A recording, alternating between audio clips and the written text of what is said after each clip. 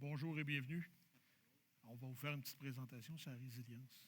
La résilience informatique, c'est souvent une question qui est un peu escamotée. Et puis, dans le milieu de l'informatique, on a tendance à dire « j'en ai assez, c'est suffisant ». Quand on voit dans mon agenda d'aujourd'hui, je vais faire une petite mise à jour de Lenovo, où on est rendu, qui on est maintenant un petit peu plus. Après ça, la résilience, le nuage hybride et le portfolio. Le portfolio, d'après moi, on ne se rendra pas. On a juste 40 minutes. Mais si on réussit à se rendre, tant mieux. Dans la mise à jour, bien, chez Lenovo, on a un motto. Smarter Technology for All. De la technologie intelligente pour tous. Pourquoi? Notre but, c'est de vous offrir des solutions qui vont vous permettre de croître et de grandir avec votre technologie. Notre technologie a toujours un but. Ce n'est pas pour bâtir de la tech, pour faire plaisir à quelqu'un qui a un trip de technologie. Souvent, on me dit, quand je t'en rencontre client, Lenovo, c'est chinois. Malheureusement, on n'est pas chinois. Du côté PC, il y a plus de manufactures en Chine. Si vous regardez sur la carte qui est là, tous les points rouges, c'est des centres de recherche. Tous les points mauves, c'est de la manufacture. Puis les points blancs, c'est à toutes les places qu'on a un bureau. Si on regarde pour les produits qui sont faits pour l'Amérique du Nord, les produits seront bâtis généralement à Monterrey, au Mexique, ou à Raleigh, en Caroline du Nord, ou des fois en Hongrie. La Hongrie, c'est pour le storage. Tout ce qui s'appelle gestion de stockage. Si on regarde au niveau de l'assemblage, bon, une de nos plus grosses usines, c'est à Monterrey. On fait du serveur, on en bâtit des tonnes. C'est une unité qui est certifiée Platine 200, ce qui est assez gros, assez incroyable. Et ici, les photos que vous voyez, c'est notre facilité en Chine. On voit comment c'est plus une usine traditionnelle. C'est une usine où on va se servir, nous aussi, de nos technologies pour améliorer la production. Lenovo, c'est aussi une compagnie qui a sa propre chaîne d'approvisionnement. Si on regarde cette slide-là, en 2025, on est le rang 8 par Gartner mondialement, en ayant la meilleure chaîne d'approvisionnement mondiale. C'est tout espace confondu, c'est pas juste en IT. Donc, on bâtit tout au complet sur nos créations, autre que les chips. Mais on va s'occuper de toute notre gestion, c'est nous qui la faisons. C'est un peu différent de mes compétiteurs. Je vais avoir un petit peu de portfolio rapidement ici. C'est quelque chose qui était un peu caché. On est numéro 1 en résilience pour nos serveurs. Le plus bas downtime sur le marché, moins de 1% par année. Donc, c'est des arrêts pendant plus de 4 heures. On est à 1%. Un peu plus loin, je vais vous présenter où on peut se rendre. Si vous regardez dans la liste qu'il y a là, on a les systèmes de haute performance, on a les systèmes Edge, puis on a les systèmes agiles. Les systèmes agiles, ce sont nos systèmes qu'en anglais, ils appellent bread and butter. C'est des machines qu'on vend à monsieur tout le monde et qu'on utilise. Si vous regardez au niveau de l'innovation maintenant, on a ce qu'on appelle Neptune. Est-ce qu'il y a quelqu'un qui connaît Neptune ici dans la salle? Neptune, c'est nos serveurs qui utilisent l'eau pour être refroidis. On a un système de refroidissement eau-air. Donc, celui-là, c'est une boucle fermée locale sur le serveur avec des ventilateurs. Et on a un circuit double qui est Neptune OO. Donc, un circuit fermé pour le refroidissement du serveur qui, lui, base dans des unités de refroidissement qui a de l'eau qui est amenée de l'extérieur. Donc, on recycle notre eau à 100% au niveau serveur. Quand je parle de numéro 1 en résilience, on le voit ici.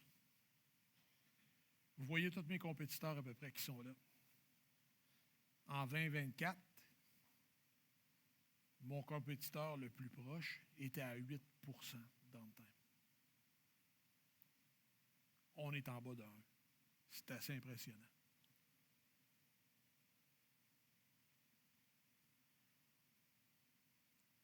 Quand on parle d'envoyer beaucoup de machines, Lenovo travaille sur plusieurs industries. Des fois, on ne comprend pas le spectre où on peut aller. On a vendu cette année au-dessus de 1 million de serveurs Edge mondialement. Un serveur Edge, c'est quoi? C'est un serveur qui n'a pas besoin d'être dans un data center. C'est un serveur qui a besoin d'avoir moins de refroidissement. C'est un serveur qui a plus de flexibilité, qui va vous permettre de positionner dans un endroit qui est moins sécurisé. Toutes sortes de nouvelles technologies sont intégrées à ces serveurs-là. On parle de la puissance de l'Internet. On a maintenant une usine en Chine où on fait l'inspection robotisée. C'est une usine de gaz. Dans l'industrie gazière, on a un robot avec l'intelligence artificielle qui fait le tour de l'usine. Et au lieu d'envoyer quelqu'un à pied pour faire le tour, pour faire de l'inspection, le robot fait l'inspection au complet. Le terrain a été scanné une fois par nos équipes. Et maintenant, le robot sait exactement quoi regarder, comment regarder, et détecte les moindres petites fuites d'huile qui peuvent arriver. Ce qui nous permet d'avoir beaucoup plus de facilité. Et maintenant, on tombe dans la portion la plus importante, la résilience. Je ne sais pas si pour vous, la résilience, qu'est-ce que ça veut dire? Mais pour moi, la résilience, ça veut dire la capacité, puis je vais le mettre sur la prochaine slide. Oups, on va reculer. La résilience veut tout simplement dire, pour moi, la capacité à remonter et à ne pas tomber quand on a un événement adverse qui nous attaque. Présentement, on parle beaucoup d'où nous sommes dans le marché avec les virus, les attaques, les zero day. Comment on s'en sauve? Comment on bâtit notre stratégie? Et puis un peu plus loin, je vais vous parler d'autre chose qu'il s'agit de mythes et de discussions un peu différentes. Quand on parle de données, on parle de protéger le marché. Si vous regardez dans le cadran en haut à droite, c'est pas mal des leaders sur le marché. Veeam, à peu près tout le monde le connaît dans le mid-market, dans le marché intermédiaire, c'est ce qu'on utilise. Commvault, on le voit beaucoup plus présentement du côté entreprise. Et Cohesity, comme rubrique, sont ce qu'on appelle des up-and-comers. C'est des gens qui ont des solutions qui sont un peu plus faciles à installer, un peu plus faciles à gérer et qui vous permettent de vous assurer de rester résilient. Le problème qu'on a sur les backups souvent, puis ce n'est pas un problème qui est nouveau. Si on voit les trois produits ici que je vous parlais, Veeam est fantastique. C'est un produit qui est simple à utiliser. Les gens sont habitués. C'est une solution qui est fantastique quand tu travailles avec VMware. Est-ce que c'est la solution fantastique pour tous les workloads? Peut-être pas. Ça dépend de vos équipes. Si vos équipes TI sont tellement habituées que pour eux autres, ce n'est pas compliqué, allez-y. Commvault, comme j'ai dit tout à l'heure, c'est un produit d'entreprise. Commvault nous permet de protéger multiplateformes, que ce soit dans le cloud ou autre. On est capable de faire une image comme il faut de toute notre infrastructure. Cohesity est un peu la même chose, excepté à un niveau plus simple à gérer. Il ne faut pas oublier que la simplicité de gestion fait aussi partie de la résilience. Vous avez un choix. Est-ce que vous voulez protéger votre infrastructure ou est-ce que vous voulez que vos techniciens passent le temps à gérer de de la protection d'infrastructure. Il faut faire attention. Il y a toujours un risque attaché à ça.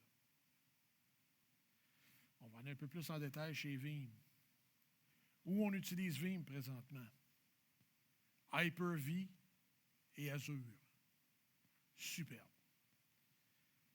365. Active Directory, SQL, Microsoft. C'est réellement le pain et le beurre de nos amis chez Veeam. C'est là où ils travaillent. C'est là où ils vont vous permettre de vous protéger.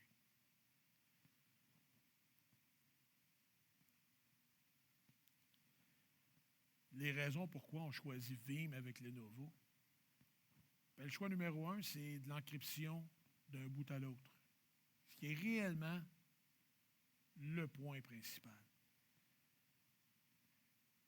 2, on est capable d'avoir de la détection de problèmes et les réponses, comment régler ces problèmes-là aux attaques.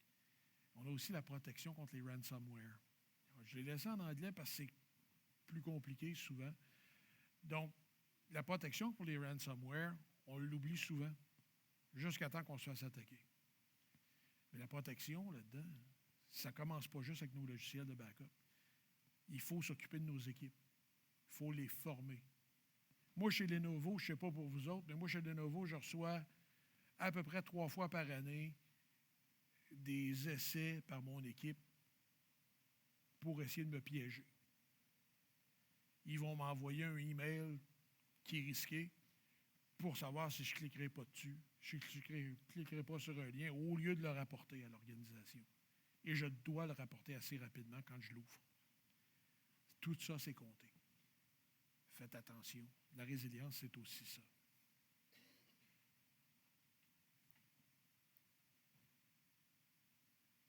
La virtualisation. Pourquoi les gens choisissent Veeam? Bien, c'est réellement dans un milieu virtualisé. C'est le meilleur moyen dans un milieu virtualisé qui est simple. C'est simple à utiliser. Il ne faut pas l'oublier, c'est hyper simple. C'est la solution la plus facile.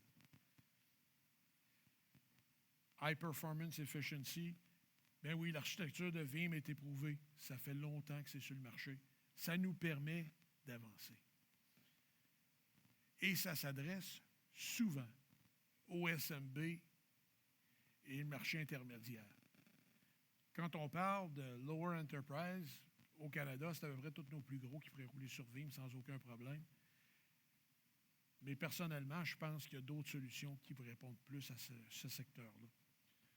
Dans le marché intermédiaire, j'ai des gens qui vont aller Cohesity ou Veeam. Ça dépend réellement des équipes que vous avez et de l'investissement que vous voulez faire en formation. L'ours, nos amis chez Commvault, probablement une des meilleures solutions sur le marché. Mais ça demande beaucoup d'expertise. C'est fantastique dans un mode multi-nuage. Je ne sais pas où vous en êtes. Puis tout à l'heure, je vais venir avec un petit peu plus d'exemples avec des clients à moi du passé avec qui on a des discussions, puis il y a des changements qui sont arrivés dans l'entreprise. Cohesity. Des backups simplifiés. C'est réellement ça qui est l'avantage. Il y a plusieurs petites sous-sections que plusieurs gens adorent. C'est idéal quand on a une infrastructure scale-out et cloud intégrée. C'est fantastique pour ce qu'on appelle la sécurité de vos données et la réponse aux règlements sociétal. On le voit en enterprise un peu plus maintenant, mais moi, je le vois plus comme ce qu'on appelle lower enterprise. C'est un produit qui est fantastique. Il faut le maîtriser, comme à peu près toutes les solutions de backup. Quand on parle de ces solutions-là, je vais parler d'un de mes vieux clients il y a quelques années. Monsieur était un notaire. Il y avait un des plus gros cabinets au Québec. Et puis, il me dit, Gilles, j'ai pas besoin de solution de backup trop effarante. Dans ma voûte, qui est anti-feu, on va mettre le serveur, on va mettre ma solution de backup. Il n'y aura pas de danger là. C'est dans une voûte qui est faite pour marcher jusqu'à à peu près 1000 degrés Fahrenheit. Il n'y a pas de problème. Pendant la nuit du 1er janvier, son édifice à Lévis a brûlé. Tout neuf. La chambre forte avait protégé les serveurs jusqu'à temps que les pompiers arrivent. Quand ils ont ouvert l'eau, ces machines sur la chambre forte, elle a ouvert comme un chou-fleur. C'est qui a tué tous ces backups. On a réussi à sauver ces disques après 2 semaines de travail. Ça ne veut pas dire, à cause qu'il y a un backup, si vous ne sauvez pas vos données à l'extérieur, que vous êtes protégé. Alors, sur ce, il faut faire attention. Combien de personnes vont me dire « Hey Gilles, je fais mes backups, il n'y a pas de trouble. » Petite question un peu, je dis niaiseuse, mais un peu. C'est quand la dernière fois que tu as fait un test de Restore? C'est un détail. Un test de Restore, c'est hyper important. C'est la place où il faut vous assuriez d'atteindre vos buts. Combien de directeurs TI se sont fait montrer la porte après avoir pris trop de solutions? 0. Combien de directeurs TI se sont fait montrer la porte après avoir perdu des données et être incapables de se remonter rapidement? Un sacré paquet en Amérique du Nord. Je comprends que c'est difficile comme combat. Ce n'est pas un combat facile de dire à nos patrons, écoute-moi bien, il faudrait que tu investisses là-dessus parce que ta business est en danger. Tout dernièrement, je parlais avec un de mes clients, puis il me dit, Gilles, il dit, mes serveurs ont 12 ans. Vos serveurs ont 12 ans. Il dit, oui, mon storage aussi. Hein? 12 ans. Il dit, ouais, il dit, mon patron ne voulait pas investir. Ben, je dis, quand est-ce que tu veux passer à l'attaque? Ben, il dit, on va juste changer les 3-12 ans. J'en ai 10 ans qui fonctionnent encore très bien, on va les garder. Je dis, ton 10 ans, il roule quoi dessus? Ben, je roule mon Exchange. Tu roules quoi comme OS? Il n'y a plus de support dessus. Je dis, Ziggy, es-tu certain que c'est ce que tu veux faire? Ah, j'ai pas le choix, mon patron ne veut pas investir. La semaine passée, il m'appelle. Il dit, j'ai besoin d'un serveur. Mon serveur Exchange est mort. Comment ça, ton serveur Exchange est mort? Ben, il dit, oui, il ne répond plus, il est mort, il n'y a plus rien à faire avec. Ben, je dis, Ziggy, va-t'en dans le web, va-t'en dans le cloud. 365, tu es international. Pourquoi tu vas te border d'un serveur Exchange?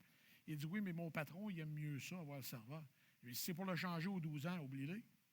Ça ne donne rien. Votre résilience est aussi bonne que votre maillon le plus faible dans votre infrastructure.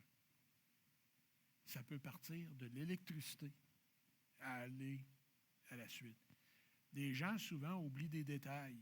Je parlais à un de mes bons clients ce matin, puis il me montrait sa nouvelle infrastructure qu'il est en train de déployer. Puis il me dit, j'ai dit, qu'est-ce que tu as mis comme UPS? Il me donne la marque, fantastique. As-tu pensé à mettre une switch mécanique pour passer de la connexion murale à ton UPS? Ça se fait? Je dis, oui. Puis quand il me dit ça, tout à l'heure, il me montre, il dit, oui, regarde, moi, je l'ai fait. Combien de pourcentage de vous autres qui le font? Combien qui ont pensé à ça? 3/4 des vendeurs vont refuser de vous l'annoncer. C'est peut-être 500-600$ de plus sur un deal. Mais ça va vous protéger. Ça va vous permettre que si vous devez faire une maintenance sur votre UPS, vous pouvez le switcher off. L'envoyer au mur, la paix, il n'y a pas de glitch. C'est un petit détail, mais ça fait partie de la résilience. On parle de nuages hybrides. Puis là, je réalise que je n'ai pas ma dernière présentation, fait qu'on va continuer avec ça. nuage hybride, il y a plusieurs choses qu'il faut tenir en compte. Plusieurs clients m'annoncent dernièrement encore, on s'en va tout dans le cloud. OK. Je t'attends, on va se reparler dans 3 ans. Pourquoi je dis ça? C'est quelqu'un qui veut risquer une réponse? Totalement. Quand tu réalises après un certain moment que tes coûts de cloud sont fous, tu mets comme les briques. C'est le fun pour développer une solution. Ça te permet de déployer rapidement. Mais quand tu as des grosses données, tu commences à calculer tes coûts de transfert et tout d'un coup, tu réalises, hey, ça n'a pas d'allure. J'ai un client qui fait du vidéoconférence spécialisé. Sa solution, présentement, chez AWS, lui coûte 180 000 $ par mois. J'ai dit, ça ne t'aurait pas été intéressé d'investir 600 000 en infrastructure, puis tu l'aurais pour toi, pour les 5 prochaines années. Là, il a fait comme, ça coûterait juste ça. Ouais, ben rajoute, mettons, 200 000, 250 000, peut-être plus que ça. Rajoute 400 000 pour ton technicien. Tu vas tout avoir payé. C'est quoi le problème? Comment on peut faire pour répondre à ton besoin? Donc, le nuage hybride, c'est bien, mais chaque workload doit être revu.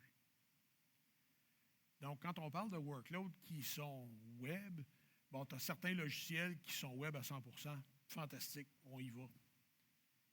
Mais le reste, de garder local, ça a quand même une valeur. Par local, je veux dire, ça peut être dans votre entreprise, ça peut être dans un centre de colocation, mais d'avoir votre équipement géré par vos équipes ou géré par un tiers. ETI fait une belle job pour nous autres. On a, chez Lenovo, un portfolio complet pour répondre à vos besoins d'un côté à l'autre. Ce matin, mon ami Tariq a parlé de DAS, Device as a Service. Ce qu'on fait, nous autres, du côté serveur, on appelle ça TrueScale.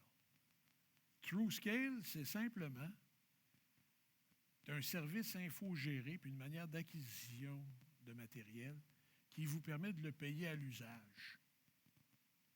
On ne fait plus de sizing basé sur votre vision sur 5 ans. On la fait sur le moment présent. Et là-dessus, on offre des services connexes. Donc, on peut gérer les machines pour vous jusqu'au VM. Plus besoin de se casser la tête. Ça coûte des sous. Mais quand tu calcules que nous, on compte à peu près 3 FTE d'employés annuellement dans cette solution-là, parce qu'il y avait quelqu'un qui le regarde 24/7, tu as quelqu'un qui fait des mises à jour, tu ne te retrouves pas comme un des clients à qui je parlais ce matin qui m'a dit « Hey, j'ai fait mes mises à jour sur ma machine, puis on vient de découvrir que j'avais 12 BIOS updates à faire. » Là, j'ai fait comme « Wow, t'aimes le risque? » C'est d'une grosse compagnie québécoise. Aïe, aïe! Aïe, aïe! Moi, je suis tombé sur le dos, là. J'ai fait comme « Ouch! » Non, mais tu n'as pas pensé d'y faire une à la fois? Non. Tu sais, tu peux attendre un mois avant de la faire, ta mise à jour, voir s'il n'y a pas un problème ailleurs. Mais après 12 ans, après 12 mises à jour, tu as au moins 5 ans de mises à jour qui n'ont pas été faites. Allô? Un serveur à la fois, une couple de mises à jour à la fois, prenons le temps de les absorber. Ça fait aussi partie de la résilience. Il faut comprendre les risques. Il ne faut pas avoir peur non plus de lever la main et de dire « Je ne suis pas certain ». Au lieu de partir quelque chose, je vais rattraper mon retard. J'ai du monde qui sourit en avant, puis je pense, je sais pourquoi. Bien, si tu vas rattraper mon retard, hey, c'est le fun de rattraper son retard. Je l'ai fait souvent. Mais comment on peut faire pour arriver là? Quand je parle d'un portfolio ici pour tous les workloads, bien, nous, chez Lenovo, on part de la poche avec les cellulaires, Ouais, vous ne le saviez peut-être pas, mais Lenovo, on a les cellulaires Motorola, c'était nous autres. Fait qu'on part du cellulaire au cloud en allant par de l'infrastructure d'intelligence artificielle et du HPC, ça, ce qu'on appelle des clusters de calcul mathématiques.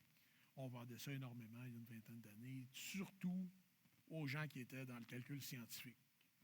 Donc, on travaillait avec les pharmacies, les compagnies de ce style-là. C'est des solutions qui nous permettent de continuer à grandir et à maintenir une stabilité. Smarter AI for all. C'est réellement le credo de notre grand patron. On l'appelle YY parce que je pense qu'il n'y a personne ici qui est capable de dire son nom facilement dans notre groupe. Mais YY, c'est un visionnaire. Il n'a pas peur de nous amener ailleurs. On apprend à développer le AI avec vous. Mondialement, on a plus que 165 solutions logicielles éprouvées présentement pour faire de l'intelligence artificielle qui travaillent avec nous. Je ne sais pas si vous avez assisté aux présentations d'Alex Doherty plus tôt aujourd'hui. Alex, c'est notre spécialiste AI canadien, nord-américain maintenant. Mais Alex, c'est réellement une ressource à ne pas oublier. Alex est là pour vous aider. Présentement, l'intelligence artificielle évolue extrêmement rapidement. Des chips qui sont annoncés il y a 6 mois devraient être discontinués d'ici à Noël. Il n'y aura plus de production. Pourquoi? Parce que les nouveautés arrivent à une cadence qui est carrément incroyable. Pourquoi on fait ça? Parce que notre marché, présentement, est en explosion.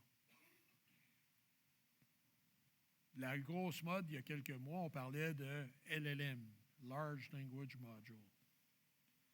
On parle de l'intelligence artificielle générative. Avant d'acheter une machine qui a du AI dedans, qui a une capacité de faire du AI, parlez-nous. On va avoir une discussion sur vos besoins réels, puis où vous voulez vous en aller. Ce n'est pas une solution en soi d'avoir la machine pour faire des calculs si vous ne savez pas ce qu'on va calculer. Ça arrive trop souvent. Je reçois un appel de client qui me dit « Gilles, j'ai besoin d'une machine pour faire du AI. » Fantastique. Qu'est-ce que tu veux calculer? Je ne sais pas. Comment tu as besoin de teraflops? Je ne sais pas. Tu as besoin de combien de processeurs pour faire tes calculs? Je ne sais pas. Dans ce cas-là, je dis, regarde, je vais te booker un meeting avec mon chum Alex. Alex va te présenter, puis on va peut-être faire ce qu'on appelle un workshop. On va vous asseoir dans une salle avec des scientifiques qui font ça à l'année, qui comprennent les problématiques. Tout part d'une problématique d'affaires. Je vous mets ça rapidement. Le AI Platform, on voit les logiciels qui sont comme solution présentement. On travaille avec toutes les solutions qui sont présentées sur la ligne du haut. On travaille énormément en collaboration avec NVIDIA. Comme vous pouvez les voir dans la salle, on a la moto avec nous. Et puis, on a la table à côté où les gens démontent un petit SE100 qui est un serveur qui est gros comme ça, qui a un module qui s'installe à côté. Puis ce petit module-là, c'est une carte GPU. Ce qui nous permet de faire des calculs, puis il est fantastique pour faire du LLM. Mais où veut-on aller? Quels sont nos besoins réels? Et chez Lenovo, on a tendance à vouloir partir de la base. Comprendre vos besoins. Si on comprend vos besoins, on va pouvoir vous offrir une solution qui va nous amener à bon port et nous assurer une résilience, encore une fois. Il faut arrêter de penser que lancer du matériel à une solution est la seule manière de survivre. J'ai un problème, je lance du matériel. Ça se fait partout dans l'industrie. On découvre que notre serveur roule à 80 %, mais on ne sait pas pourquoi. Il faut prendre le temps de faire l'analyse. Ça ne veut pas dire, à cause je vais rajouter un serveur, que le problème était là. Ça fait aussi partie de la résilience. Prendre le temps de bien analyser les besoins. Pour ce faire, vous pouvez faire affaire avec vos partenaires, mais on aime ça être impliqué avec nos clients directement. On aime ça venir s'asseoir avec vous, écouter vos problèmes, écouter où ça accroche. Puis une fois qu'on a compris où ça accroche, on va s'asseoir avec vous et on va vous aider à trouver des solutions qui peuvent fonctionner. On va vous lancer 2, 3, 5, 10 pistes, des fois. Des choses à regarder. Un problème qu'on voit couramment de ce temps-ci, chez une majorité de mes clients, c'est Gilles, il faut que je renouvelle mes licences Broadcom. Mes licences VMware me font mal. OK. As-tu commencé à regarder d'autres solutions? Oui, mais mon équipe n'est pas prête à changer. Bien, dans ce cas-là, tu as déjà décidé ce que tu voulais faire. Tu vas payer la facture. Mais y a-t-il d'autres chemins que tu pourrais employer? Certainement. Est-ce que tu peux envoyer des workloads dans le cloud? Oui. Est-ce que tu peux garder certains workloads locaux et de bien les aligner pour faire ta résilience puis t'assurer que ton système réponde? Oui. Est-ce que ça se peut que pour toi, dans ton organisation, OpenShift soit une solution? Oui. Est-ce que tu peux me dire que Nutanix est une solution pour toi? Oui. Des gens me parlent de Proxmox. Proxmox, on l'a testé sur nos machines. On n'a juste pas encore de solution certifiée parce qu'on n'a pas le marché pour ça. La journée que le marché va grossir, on va avoir des solutions certifiées. Présentement, Proxmox est encore dans son enfance. Et moi, personnellement, je suis un peu rébarbatif aux solutions qui sont trop jeunes sur le marché. Je suis un peu nerveux d'installer ça chez un client. Comme je ne sais pas ce qu'il y a en dessous pour de vrai. Mais j'ai des techniciens qui les adorent. Donc, je vais probablement finir par me faire gagner. Ça va peut-être prendre encore 1 an ou 2, mais on va se rendre là. Red Hat OpenShift, ce qui nous permet de bouger en container et en Kubernetes, est peut-être une des solutions qu'on va voir arriver pour nous protéger des changements du futur. Parce que quand on met nos données dans des containers, il y a une portabilité qu'on a qui n'est pas offerte partout. Quand je m'en vais vers une solution pas Veeam, mais VMware, ou que je m'en vais vers une solution Nutanix, je suis quand même un peu attaché. Je n'ai pas beaucoup de flexibilité pour sortir de là, ça coûte cher. Alors, comment je vais le faire? Où voulez-vous aller? C'est là, encore une fois, qu'avec l'équipe Lenovo, on peut s'asseoir avec vous, en partenariat avec le partenaire, ou solo, pour regarder quelles solutions sont possibles avec vous. Y a-t-il des solutions que le partenaire ne vous a pas offertes, peut-être sera meilleure pour vous? Parce qu'on ne sait jamais. Il faut prendre le temps de s'asseoir ensemble. Si on regarde ici, dans nos services AI, que je viens de popper à l'écran, il y a ce qu'on appelle un service qui s'appelle un workshop. C'est entre 3 et 5 jours. Ça coûte cher. Ça coûte moins cher, par exemple, d'acheter un serveur qui ne fout rien pendant 3 ans. Donc, comment on fait ça? On assoit les têtes bien pensantes avec vous autres. Tous des gens qui ont des diplômes plus longs que mes bras. Et puis ces gens-là vont discuter avec vous de vos besoins. Prendre le temps de comprendre comment vous allez travailler. Et après ça, passer à la prochaine étape. Si je retourne... Donc, ce qu'on parle de notre écosystème présentement, vous voyez, il y a plus de 60 000 partenaires pour livrer nos services mondialement. Ici, c'est marqué 60 logiciels d'intelligence artificielle avec qui on travaille. 165 solutions d'entreprise et plus. On travaille dans 182 pays. Notre dernière usine est en Arabie Saoudite. L'autre d'avant, quand notre ami au sud de la frontière a commencé à s'exciter, on a décidé de déplacer de la production au Vietnam. Cette usine-là a été bâtie en 6 mois. Et c'est ce qu'on fait. On est mobile. On travaille pour vous aider. Tout à l'heure, je n'ai parlé un peu, mais si on va retourner un petit peu, je vais retourner un petit peu en arrière graduellement, juste un petit peu pour quelques secondes, au niveau des mythes de la résilience. Question niaiseuse de même. Faire mes backups, je l'ai dit tout à l'heure. C'est important, oui. Les tester, c'est 100 fois plus important. Toi, encore des business, l'oublie.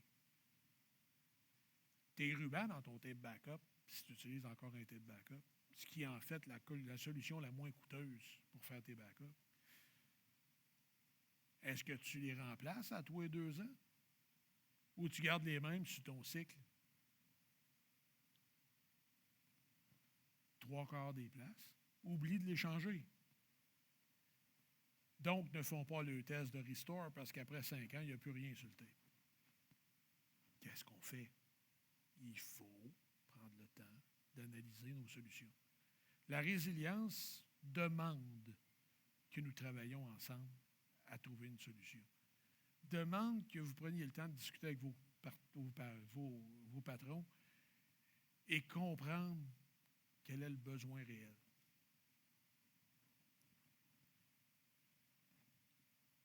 Le nouveau, ben, c'est de l'infrastructure d'un bout à l'autre. Ça, c'est mon domaine. C'est quelqu'un d'infrastructure, ça fait longtemps que je suis là. On va aller à peu près partout.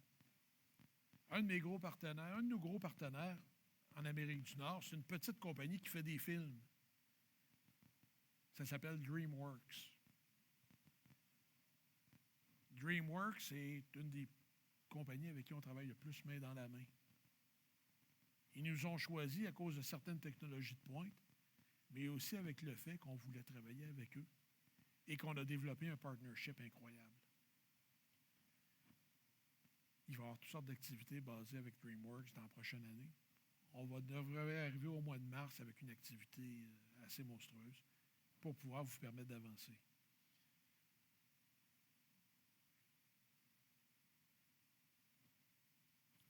Le milieu ISMB, donc, c'est la petite entreprise. Petite et moyenne entreprise. Il faut faire attention. Le remplacement des machines, présentement, est intéressant, mais il y a des changements dans l'industrie qui se font à pas grand V. La notion de technologie qui vont être appelées à disparaître, j'estime que présentement, dans les solutions qu'on a, il va peut-être en rester 3 ou 4 d'ici 3 ans. Il y a des solutions de virtualisation présentement qui se préparent à faire peut-être le même, je dis peut-être, je vais essayer, peut-être le même jeu que nos amis de VMware. Parce qu'une fois que tu as acheté leur solution, tu es un peu captif. Alors, ça aussi, ça fait partie de la résilience. Comment on va se protéger? Alors, je vous demanderai de faire attention. N'hésitez pas à poser des questions. Des fois, il y a plusieurs questions au niveau des périphérages technologiques où on va aller, puis je pense qu'il faut y penser. Quand on parle de nos partnerships, ben, Intel est un de nos gros partenaires, surtout avec la nouvelle famille de Xeon 6. Il y a différents types de corps dans le Xeon 6. Et si on les voit là-dedans, ben, tu peux avoir jusqu'à 128 corps performance dans un processeur. C'est complètement fou. Le E, c'est quand ton workload ne demande pas trop de jus. N'hésitez pas, 3/4 de nos workloads ne demandent pas de jus. Il ne faut pas se le cacher, là. On roule souvent des serveurs qui vont rouler des machines virtuelles qui ont une utilisation qui dépasse rarement 30 %. Est-ce qu'on a besoin d'avoir autant de puissance? Si vous ne le saviez pas, vos coûts principaux dans votre data center présentement, en énergie, 40 % de ces coûts-là vont au refroidissement de vos machines. Donc, si on parle de 100 kilowatts dans votre data center, il y a 40 kWh qui sont utilisés pour refroidir vos serveurs. C'est fou. C'est pour ça que dans les prochaines années, on va s'en aller vers du refroidissement à l'eau. Ce que je parlais de Neptune tout à l'heure, qui nous permet d'avoir des machines qui vont être utilisées encore plus. Je vais passer celle-là. Donc, si on regarde dans le cloud hybride, ce qu'on offre, nous autres, présentement, ce sont des machines qui sont en mode MX, HX, VX, qui sont Microsoft, VMware, et de l'autre côté, nos amis de chez Nutanix. Il y a un nouveau node qui s'en vient. Je n'ai pas le droit de vous le mettre par écrit, c'est pour ça qu'il n'est pas dans les slides. On a des nouveaux nodes FX qui s'en viennent. Un node FX, ce que ça va me permettre de faire, c'est qu'il va être certifié sur toutes les grosses plateformes. Alors, si tes licences de VMware finissent dans 2 ans, mais que tu as besoin de faire un rafraîchissement hardware, on peut le rafraîchir sans que tu renouvelles tes licences. On va le transférer dessus. Et quand tu vas être prêt à sortir, bien, ton hardware va être déjà en place. Tu as juste à changer ton operating system. Ça va te permettre de bouger d'une façon plus facile. Ça aussi, ça fait partie de la résilience. Ce que je parlais ici, les nodes sont ici, puis je vais vous laisser aller là-dessus après ça. Je vais ouvrir pour les questions. C'est un peu ce qu'on a comme portfolio. Les Microsoft, Nutanix, VMware et les FX qui vont arriver d'ici à la fin de l'année. Je vais passer le storage, parce que le storage, en fait, le storage, c'est d'une étape qu'on a sous licence. On a des produits DM, DG, DE. Ces produits-là, c'est tout ce qui est dans le milieu de gamme storage. C'est le secret le mieux gardé. On va être les plus compétitifs point de vue prix. Gênez-vous pas de nous poser des questions. Quand quelqu'un me dit storage, es-tu compétitif? Oui. Quand on parle de nos services dans la deuxième rangée du bas, Asset Recovery Services. Quelqu'un qui sait c'est quoi? Vous avez du vieux matériel. On peut le racheter et on peut en disposer pour vous en vous fournissant des certificats. Vous n'aurez pas la lune sur votre matériel, je vous le garantis.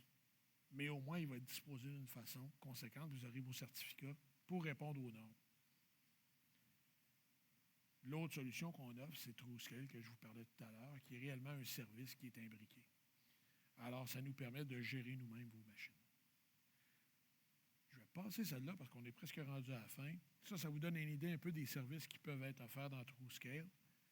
Et après ça, je vais vous ouvrir des questions. Est-ce qu'il y a quelqu'un qui avait des questions sur la présentation de cet après-midi? Parce qu'il nous reste quelques minutes.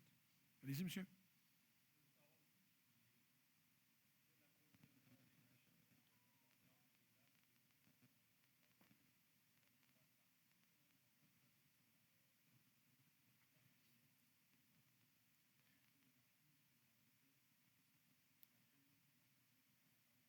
Ça pourrait en faire partie, dans certains cas.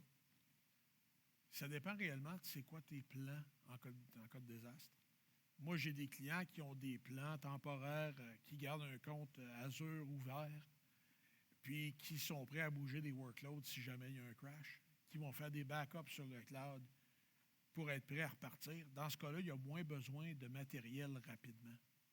Ils sont capables de vivre pendant une période avec des coûts supplémentaires, mais au moins ils sont fonctionnels. Il ne faut pas oublier que si vos machines sont mortes, votre business ne fait plus d'argent pour 75 des business.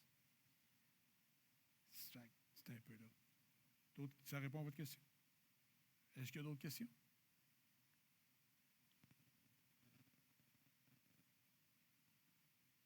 Quand on regarde TrueScale, je vais y aller un petit peu plus en détail, bien, c'est un dossier financier. Comment on finance votre équipement? Comment on le gère? Comment on travaille avec? Pour certains clients, ça vaut à peine. Ça nous empêche d'avoir des équipes de maintenance dessus qui ne sont pas à date, qui prennent du retard, puis qui installent des mises à jour quand ils n'ont pas testé avant. Donc, ça, il faut faire attention. L'avantage qu'on a, c'est que c'est notre équipe qui le fait. Ils se connectent à distance, ils ont accès aux mises à jour, ils font toutes les mises à jour sur les machines. Tu t'assures d'avoir quelque chose de bien solide. Et la dernière chose, ça aussi, c'est un secret qui était bien gardé cette année. On a un nouveau partnership avec Cisco. On va pouvoir vous vendre les Switch Nexus 5900, si je me rappelle bien, après les fêtes. Donc, quand vous achetez du hardware, on va pouvoir combiner les deux ensemble et on va pouvoir s'assurer que les solutions répondent à vos besoins et qu'on soit à la même place. On est dans un marché un peu spécial avec Cisco. On est limité sur ce qu'on peut offrir, mais on va avoir des solutions qui vont être solides. Alors, sur ce, je vous remercie d'avoir été présent. Si vous avez des questions, je vais être au kiosque. Et ne gênez-vous pas, on va être là pour vous aider. Merci.